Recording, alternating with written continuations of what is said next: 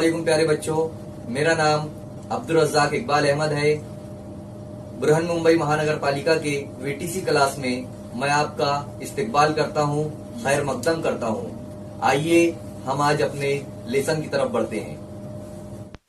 अस्सलामु अलैकुम प्यारे बच्चों, आज हम जमात शशुम के मज़मून शहरियत का 5वां सबक ज़िला इंतज़ामिया, इस सबक के बारे में मालूमात हासिल करेंगे।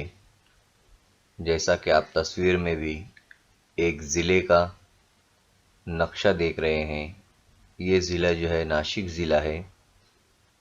इसी तरह रियासत महाराष्ट्र में कुल 36 ज़िले हैं और हर ज़िले में एक ज़िला इंतज़ामिया होता है। आज हम ज़िला इंतज़ामिया क्या होता है, ज़िले का इंतज़ाम कैसे संभाला जाता है, ये इस सबक में मालूमात हासिल करेंगे।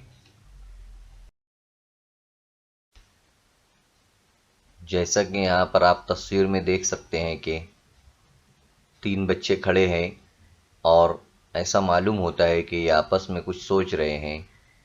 पहली लड़की दाएं साइड से कहती है कि ज़िला परिषद तो हमारी समझ में आ गई, लेकिन इसमें हाकिम ज़िला कहाँ होते हैं।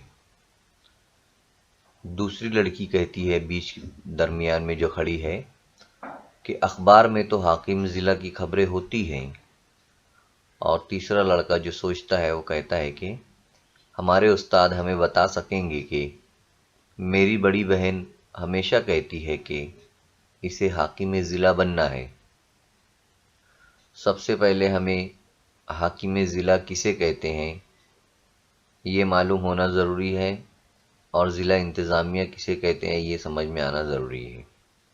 ये हम सबक में समझ लेंगे।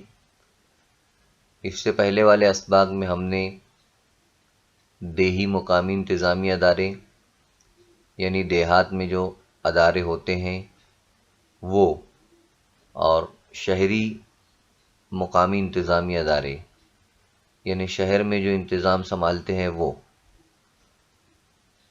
जैसे देहात में ग्राम पंचायत, पंचायत समिति और ज़िला परिषद, ये तीनों अदारे देही सतह पर मुकामी इंतज़ामी अदारे होते हैं। इसी तरह शहरी सतह पर नगर पंचायत, नगर परिषद जिसे म्यूनिसिपैलिटी कहते हैं, और महानगर पालिका या म्यूनिसिपल कॉरपोरेशन, ये होते हैं। अब हमारा जो 5वां सबक है ज़िला इंतज़ामिया, इस सबक में हाकिम आला किसे कहते हैं और ज़िले का इंतज़ामिया क्या होता है ये समझेंगे।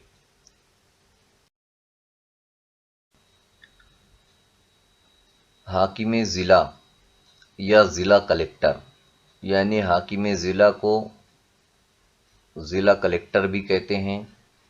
तस्वीर में ऐसे ही एक कलेक्टर की तस्वीर दी गई है आपको, और बहुत ही अच्छा पैगाम भी उस कलेक्टर ने देने की कोशिश की है। एक पट्टी पर लिखा हुआ है उसके सामने, बेटी बचाओ बेटी पढ़ाओ। अब देखते हैं हम लोग, ज़िला इंतज़ामिया का सरबराह हाकिम ज़िला होता है, यानी कलेक्टर जो होता है वो ज़िले का जो इंतज़ाम होता है उसको संभालने में बड़ा होता है, सरबराह होता है। रियासती हुकूमत इसका तकर्रुर करती है। जैसा कि आप लोगों को पता है कि 3 सतहों पर हमारे वहाँ पर हुकूमत चलती है, एक मुकामी, एक रियासती और एक मरकज़ी। तो हमारी रियासत महाराष्ट्र है, तो किसी भी ज़िले में अगर कोई कलेक्टर रहेगा तो उसका तकर्रुर रियासती हुकूमत ही करेगी। हाकिम ज़िला को क्या काम करना होता है वो देखते हैं।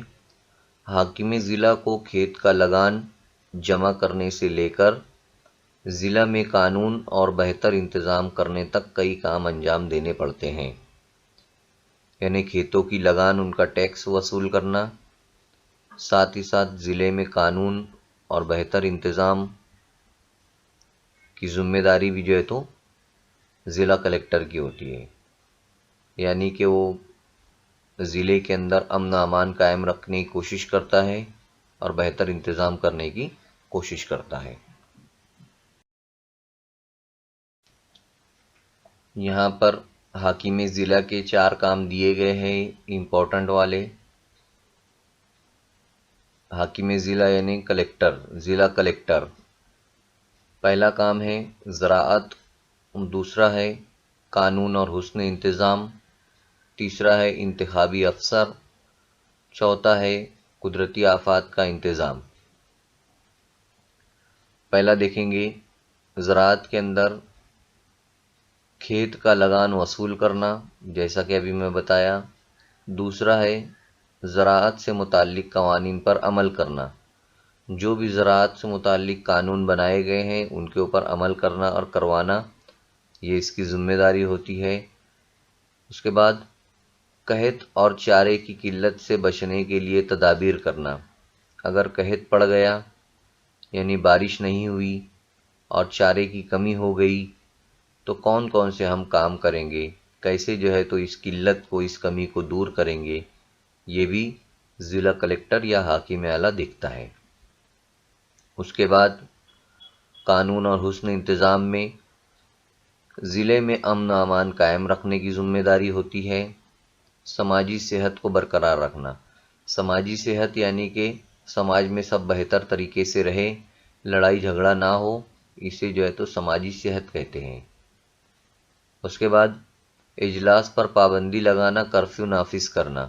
اگر کچھ مسئلے مسائل ہو گئے تو جو جلسے جلوس ہوتے ہیں اس کے اوپر پابندی لگانا، اس کو روکنا اور کرفیو نافذ کرنا، یعنی پولیس کے ذریعے جو ہے تو سب بند کروا کر لوگوں کو اپنے اپنے گھروں میں رہنے کے لیے کہنا۔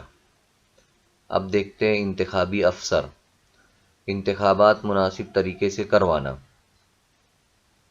انتخاب کے ضمن میں ضروری فیصلے کرنا، رائے دہندگان کی فہرست کو از سر نو ترتیب دینا، یعنی انتخابات مناسب طریقے سے الیکشن ہو، اس کے اوپر بھی جو ہے تو کام کرتا ہے انتخابی افسر۔ انتخاب کے ضمن میں ضروری فیصلے لینا، یعنی انتخاب کب ہو، کیسے ہو، کہاں ہو، وہ سب باتیں بھی اس میں شامل ہوتی ہے۔ اور رائے دہندگان جو ووٹ دینے والے ہوتے ہیں تو ان کی فہرست کو از سر نو یعنی بہتر طریقے سے ترتیب دینا کہ رائے دہندگان کون ہے، ووٹرز کون ہے، یہ تمام چیزیں جو ہے تو اس کے کام ہیں۔ آگے ہے قدرتی آفات کا انتظام۔ اگر قدرتی آفات آ گئی، جیسے قحط آ گیا یعنی بارش نہیں ہو رہی ہے، یا سیلاب آ گیا، یا بہت زیادہ جو ہے تو کچھ کہیں پر بجلی گر گئی، یا بھوکم آ گیا جسے ہم زلزلہ کہتے ہیں، تو یہ تمام تر قدرتی آفات ہیں۔ بہت زیادہ بارش ہو گئی تو اس کے بعد کیا انتظام رہیں گے، کیسے اس سے نپٹا جائے، یہ تمام چیزیں جو ہے تو حاکم ضلع کے ذمہ ہوتا ہے۔ پہلا دیا ہوا اس میں آفات کے وقت فوری طور پر فیصلہ کرے کہ زیادہ نقصان ہونے سے روکنا۔ اگر ہم فوری فیصلہ کرتے ہیں فوراً تو آفات سے بچا جا سکتا ہے، تھوڑا بہت ہم لوگ اس کے نقصان کو کم کر سکتے ہیں۔ دوسرا، آفات کے انتظامی عملے کو احکامات دینا، یعنی جو بھی آفت آتی ہے تو ہمارے پاس ڈیزاسٹر مینجمنٹ ہوتا ہے، یعنی قدرتی آفات سے نپٹنے کے لیے لوگ ہوتے ہیں، ان کو ٹریننگ وغیرہ بھی دی گئی ہوتی ہے، تو ان لوگوں کو احکامات دینا یعنی حکم دینا کہ آپ ایسا کیجئے ویسا کیجئے جو بھی ہے۔ اس کے بعد مصیبت زدگان کو دوبارہ آباد کرنا۔ اگر آفات کی وجہ سے کسی کے گھر اجڑ گئے ہیں، ٹوٹ گئے، پھوٹ گئے ہیں، تو ان لوگوں کو اسی جگہ پر دوبارہ آباد کرنا، یعنی انہیں گھر وغیرہ بنا کر دینا۔ تو یہ تمام کام جو ہے تو حاکم ضلع کے ہیں، آپ کو یہ تمام کاموں کو یاد رکھنا ضروری ہے۔ کیا آپ جانتے ہیں سماجی صحت کو قائم رکھنا کیوں اہم ہے؟ میں آپ لوگوں کو بتایا ہوں سماجی صحت یعنی کیا۔ سماج میں پائے جانے والے اختلاف، تنازع اور جھگڑے پرامن طور پر نپٹانا چاہیے۔ یعنی سماج میں بہت سارے لوگ ہوتے ہیں، ان کے درمیان لڑائیاں جھگڑے ہوتے ہیں، تو اسے پرامن طریقے سے یعنی بہتر طریقے سے بغیر مار پیٹ کے حل کرنا چاہیے۔ بعض دفعہ ایسا نہیں ہوتا اور سماج میں بدامنی پھیل جاتی ہے، جس کی وجہ سے پرتشدد واقعات ہوتے ہیں اور سماج کا صحت مند ماحول بگڑ جاتا ہے۔ کبھی کبھی ایسا نہیں ہوتا ہے بلکہ مار پیٹ شروع ہو جاتی ہے، دو گروہ میں، دو لوگوں میں، دو خاندان میں، دو مذاہب میں آپس میں لڑائی ہو جاتی ہے اور پھر ماحول بگڑ جاتا ہے، ترقی کا عمل رک جاتا ہے نا۔ اس کے بعد جائیداد، ترقی کا عمل رک جاتا ہے، عوامی جائیداد وہ املاک کو نقصان پہنچتا ہے، جو بھی عوام کی جائیداد ہوتی ہے اسے جو ہے تو نقصان پہنچتا ہے، جیسے سرکاری جو بھی بسیں ہوتی ہیں اس کی توڑ پھوڑ ہوتی ہے اور مختلف چیزوں پر پتھراؤ کیا جاتا ہے مختلف جگہوں پر، اس کی وجہ سے بہت سارا نقصان ہوتا ہے۔ ایسی صورتحال پیدا نہ ہو اس کے لیے حاکم ضلع کوشاں رہتا ہے، جو ضلع کلیکٹر ہوتا ہے، جو اس ضلع کا حاکم ہوتا ہے، وہ اس کے لیے کوشش کرتا ہے کہ ایسی صورتحال پیدا نہ ہو، لیکن شہریوں کو بھی چاہیے کہ وہ پرامن ماحول بنائے رکھنے کی کوشش کریں۔ ہمارا بھی فرض ہے کہ ہم بہتر ماحول رکھیں، لڑائی جھگڑے وغیرہ نہ کریں، اور ایسا اگر کوئی کرتا ہے تو اس کو سمجھائے۔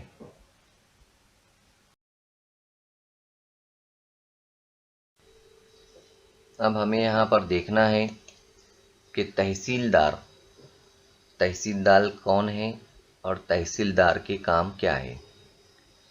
تو ہر تعلقے کے لیے ایک تحصیلدار ہوتا ہے، جیسا کہ آپ نقشے میں دیکھ رہے ہیں، یہ ناسک ضلع کا بتایا گیا ہے مالیگاؤں تعلقہ۔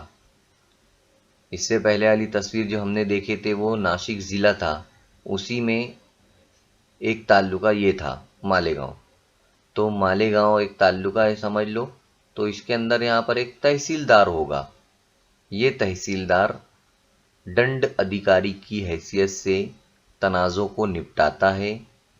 تعلقے میں امن اور حسن انتظام قائم رکھنے کی ذمہ داری تحصیلدار کی ہوتی ہے، یعنی لڑائی جھگڑوں کو نپٹانا اور تعلقے میں حسن انتظام سنبھالنا، یعنی اچھے سے انتظام کرنا ہر چیز کا، یہ ذمہ داری تحصیلدار کی ہوتی ہے۔ تو ہر تعلقے میں ایک تحصیلدار ہوتا ہے، یہ بات یاد رکھنا چاہیے۔ اب ضلع کا اعلیٰ پولیس افسر، ریاست مہاراشٹر کا اگر ہم دیکھیں تو 36 ضلع ہیں، تو ہر ضلع میں ایک اعلیٰ پولیس آفیسر ہوتا ہے۔ مہاراشٹر میں ہر ضلع میں ایک سپرنٹینڈنٹ آف پولیس ہوتا ہے، وہ اس ضلع کا اعلیٰ پولیس افسر ہوتا ہے۔ وہ ضلع میں امن اور نظم و ضبط قائم رکھنے میں حاکم ضلع کی مدد کرتا ہے، یعنی کلیکٹر کی مدد کرتا ہے۔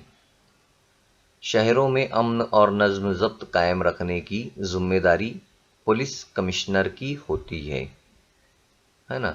ہمارے شہروں میں پولیس کمشنر بھی جو ہے تو ہوتے ہیں، ان کی ذمہ داری ہوتی ہے کہ شہر میں نظم و ضبط قائم رکھا جائے، اور ہر ضلع میں ایک سپرنٹینڈنٹ آف پولیس ہوتا ہے جو پورے ضلع کا اعلیٰ افسر ہوتا ہے۔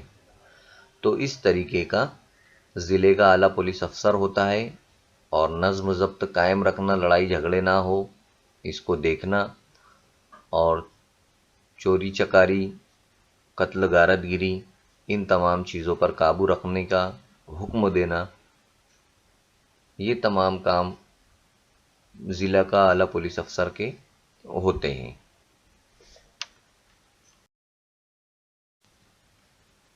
यहाँ पर ज़िले का इंतज़ाम किस तरह और कौन संभालता है ये बताने की कोशिश की गई है।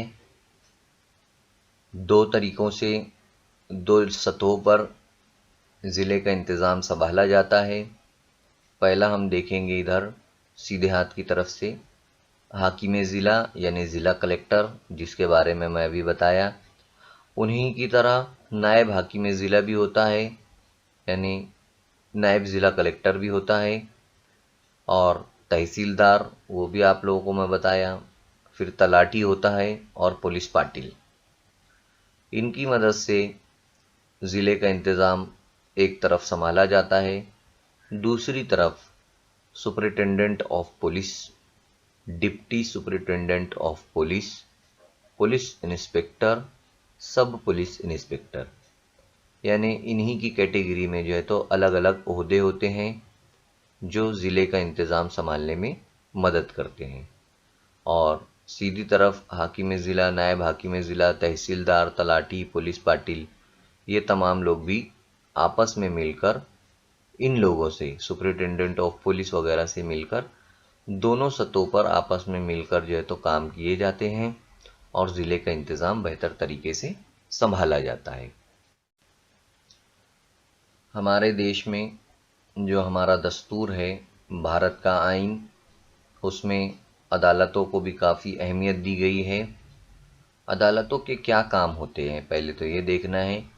तो हमें मालूम होना चाहिए कि हमारे जो लड़ाई झगड़े होते हैं, जो भी मसले मसाइल होते हैं, उनका देखने का जो काम है, उनको सॉल्व करने का जो काम है, तनाज़ात को और तसादुम को ख़त्म करने का जो काम है, वो अदालत का काम होता है।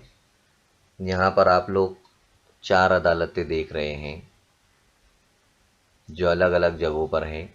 5वीं भी है, वो आगे पेज पर मैं आप लोगों को बताऊंगा। तो अलग अलग अदालतें दी गई हैं: सुप्रीम कोर्ट, हाई कोर्ट, ज़िलई अदालत, ताल्लुका अदालत और महसूल अदालत। यहाँ आप लोग देख रहे हैं 4। सुप्रीम कोर्ट सबसे बड़ी अदालत होती है पूरे भारत की। हर रियासत में एक सुप्रीम कोर्ट, पूरे भारत में एक ही है, जबकि हर रियासत में एक हाई कोर्ट है बनाई गई। और रियासत के अंदर जो ज़िले होते हैं, हर ज़िले में एक ज़िलई अदालत होती है जिसे हम डिस्ट्रिक्ट कोर्ट कहते हैं। और ज़िले के अंदर ताल्लुका अदालत होती है और महसूल अदालत अलग होती है। यानी सबसे बड़ी अदालत सुप्रीम कोर्ट, फिर जितनी हमारी 28 रियासतें हैं, स्टेट्स हैं, तो हर स्टेट में या हर रियासत में एक हाई कोर्ट होती है। हमारे महाराष्ट्र में भी जो है तो हाई कोर्ट है और उसकी तस्वीर आप लोगों को नज़र आ रही है। इसी तरह हर रियासत में बहुत सारे ज़िले होते हैं। जैसे हमारे महाराष्ट्र रियासत में 36 ज़िले हैं, तो वहाँ पर हर ज़िले में एक ज़िलई अदालत होती है जिसे डिस्ट्रिक्ट कोर्ट कहते हैं।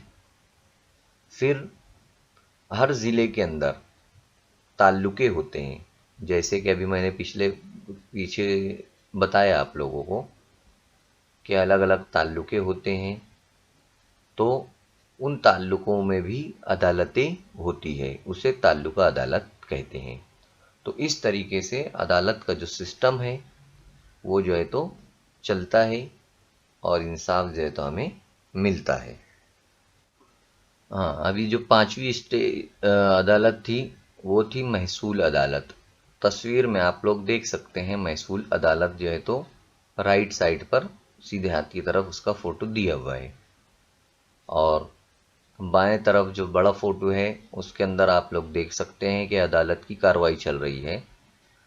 मुल्ज़िम जो है वो कटहरे में खड़ा है, उसके साथ में जो लोग हैं वो बैठे हुए हैं।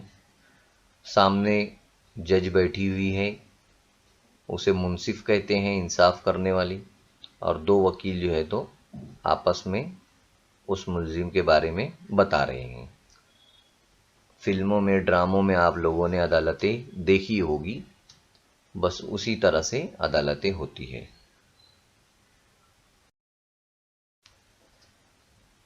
ہم یہ سبق ضلع کے بارے میں دیکھ رہے ہیں، اس لیے ضلعی سطح پر جو عدالت ہوتی ہے اسے ضلعی عدالت کہتے ہیں۔ اس میں ایک ضلع کا منصف اعلیٰ اور دیگر کچھ منصف ہوتے ہیں۔ منصف یعنی کہ انصاف دلانے والے، انصاف دینے والے۔ تو یہاں پر جج ہوتے ہیں، وکیل ہوتے ہیں جو ہمیں انصاف دینے میں مدد کرتے ہیں۔ تو یہ ضلعی عدالت جو ہے تو آپ لوگ دیکھ سکتے ہیں۔ ضلعی عدالت کا انتظام کس طرح سے دیکھا جاتا ہے یا کس طرح سے چلایا جاتا ہے وہ یہاں پر بتایا گیا ہے۔ ایک طرف دیوانی جج ہے، دوسرے طرف سیشن جج ہے۔ تو دیوانی جج کس لیے ہوتے ہیں؟ دیوانی جج دیوانی مقدموں کے لیے ہوتے ہیں۔ سیشن جج میں دو ہوتے ہیں، ایک مجسٹریٹ اول درجہ اور دوسرا مجسٹریٹ دوم درجہ فوجداری مقدموں کے لیے۔ یعنی دیوانی مقدموں کے لیے جو ہمارے مسئلے مسائل ہوتے ہیں عام لوگوں کے، وہ دیوانی جج دیکھتے ہیں، جبکہ فوجداری مقدموں کا جو معاملہ ہوتا ہے وہ سیشن جج جو ہے تو ان کے انڈر میں جو ہے تو دیکھا جاتا ہے۔ اس طرح سے ضلعی عدالت کے جو ہے تو کام ہوتے ہیں۔ اب یہاں ہم دیکھیں گے کہ آفات کا انتظام کس طرح ہوتا ہے۔ آفات آنے پر، مصیبتیں آنے پر ہمیں مختلف قسم کی آفات کا مقابلہ کرنا پڑتا ہے، جیسے سیلاب، آگ، گرد بادی طوفان، بادلوں کا پھٹنا، اولا باری، زلزلہ، زمین کا دھسنا وغیرہ وغیرہ۔ اسی کے علاوہ فسادات، بند ٹوٹنا، بم دھماکہ، وبائی امراض جیسی مختلف مصیبتیں جو ہے تو ہمارے پر آتی ہے، آپ لوگ تصاویر میں دیکھ سکتے ہیں۔ اس قسم کی آفتوں کی وجہ سے لوگوں کو بڑے پیمانے پر نقل مکانی کرنا پڑتا ہے، یعنی ایک جگہ سے دوسری جگہ جانا پڑتا ہے۔ اس کی وجہ سے ان کی نو آباد کاری کا مسئلہ بڑھ جاتا ہے اور انہیں اہمیت دینا ضروری ہوتی ہے۔ نظم و ضبط اور سائنسی طریقوں سے آفات کا مقابلہ کرنا، اسی کو آفات کا انتظام کہتے ہیں۔ یعنی جدید طریقوں سے آفات سے نپٹنا، انہیں ختم کرنا، یہ جو ہے تو آفات کا انتظام کہلاتا ہے۔ آفات کے انتظام میں پورے ضلع کا انتظامیہ عملہ جو ہوتا ہے، انتظامی عملہ، وہ مصروف ہوتا ہے۔ تکنیکی ترقی کی وجہ سے اب کئی قدرتی آفات کی اطلاع ہمیں پہلے ہی مل جاتی ہے، جیسے سیلاب، طوفان کی پیشگوئی وغیرہ، پیشگی اطلاع جو ہے تو ہمیں مل جاتی ہے، جس کی وجہ سے ہمیں خطرے کی اطلاع ملتی رہتی ہے کہ فلاں وقت پر طوفان آنے والا ہے، سیلاب آنے والا ہے۔ یہ ہمیں مختلف مشینوں کے ذریعے اب پہلے ہی پتہ چل جاتا ہے، مختلف چیزوں کے ذریعے۔ تو اس طرح سے قدرتی آفات ہے جو ضلع کا انتظامیہ ان سے نپٹتا ہے۔ اسے ہمیں ذہن نشین رکھنا ہے، ذہن میں رکھنا ہے۔ مصائب اور آفات کے وقت مستعد اور چوکس رہنا ضروری ہوتا ہے۔ مصائب اور آفات کے وقت مقابلہ کرنے کے لیے محکموں اور مختلف افراد کی مدد کی ضرورت ہوتی ہے۔ ان سے ہمیں فوری طور پر رابطہ قائم کرنا چاہیے۔ اپنے گھروں میں ایسی جگہ جہاں ہمیشہ نظر پڑتی رہتی ہے، اسپتال، پولیس اسٹیشن، آگ بجھانے والا عملہ، بلڈ بینک وغیرہ کے نمبر ہمیں وہاں پر لکھنا چاہیے جہاں پر ہماری بار بار نظر جاتی ہے گھر میں، تاکہ مصیبت کے وقت ہم فوراً وہ نمبر کو ڈائل کر کے ہمارے لیے جو ہے تو ہم مدد کے لیے کسی کو بلا سکتے ہیں، اور اپنے دوست احباب کو بھی جو ہے تو یہ باتیں بتانا چاہیے۔ یعنی مصیبت کے وقت ہمیں زیادہ سے زیادہ سترک رہنے کی ضرورت ہوتی ہے۔ کیا آپ جانتے ہیں مہاراشٹر میں کئی افسران نے انتظامیہ میں اصلاح لانے کے لیے تجربات کیے ہیں، یعنی الگ الگ کام کیے ہیں۔ ان کے تجربات کی وجہ سے شہریوں کو میسر آنے والی خدمات میں بڑی تبدیلیاں ہوئی ہے۔ اس کا نتیجہ یہ ہوا کہ حکومت کے تعلق سے شہریوں نے اچھی رائے قائم کر لی، حکومت کو شہریوں کی تائید حاصل ہوئی اور ان کی شرکت میں اضافہ ہوا، یعنی ایسے کام کیے جس کی وجہ سے عوام حکومت سے خوش ہو گئی۔ پہلا دیکھنا ہے لکھینا پیٹرن، یعنی کوئی ایک طریقہ ہے جس کا نام ہے لکھینا پیٹرن۔ انتظام بہتر طریقے سے ہو، شہریوں کو دی جانے والی خدمات مخصوص معیار کی ہو یعنی اچھی ہو، اس کے لیے احمد نگر کے اس وقت کے حاکم ضلع یعنی ضلع کلکٹر شری انل کمار لکھینا نے انتظامیہ میں کئی اصلاحات کی تھی، یعنی سدھار کیا تھا۔ ان اصلاحات کو لکھینا پیٹرن کے نام سے جانا جاتا ہے۔ طریقہ کار کی ایمانداری اور اصول آسان زبان میں پیش کرنا تاکہ لوگ ان کی خوبی کو سمجھ سکیں۔ اس طرح کی انتظامی تبدیلیاں عمل میں لائی گئی، یعنی لوگوں کو ایمانداری کے بارے میں جو ہے تو بتایا گیا، ایمانداری سے کام کیا گیا، لوگوں کے کام ایک ہی چھت کے نیچے انجام دیے جا سکے، اس کے لیے انہوں نے ایک کھڑکی کا منصوبہ جاری کیا، یعنی تمام کام ایک ہی جگہ ہو، لوگ بھٹکے نہ ادھر ادھر، ایسا انہوں نے انتظام کیا۔ یہ ہوا لکھینا پیٹرن۔ دوسرا جو پیٹرن تھا وہ تھا دلوی پیٹرن۔ ضلع پونا کے اس وقت کے حاکم ضلع شری چندرکانت دلوی، یعنی پورا نام ہے انہی کے نام پر ہے دلوی پیٹرن۔ دلوی نے جو انتظامی اصلاحات کی،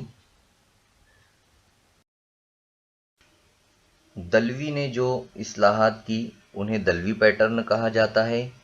میز پر کاغذات اور فائلوں کے انبار جمع نہ ہونے دینا، معاملات کو اسی دن نپٹا دینا اور فیصلہ کرنے کے عمل میں تیزی لانا شری دلوی کی اصلاحات کے مقاصد تھے۔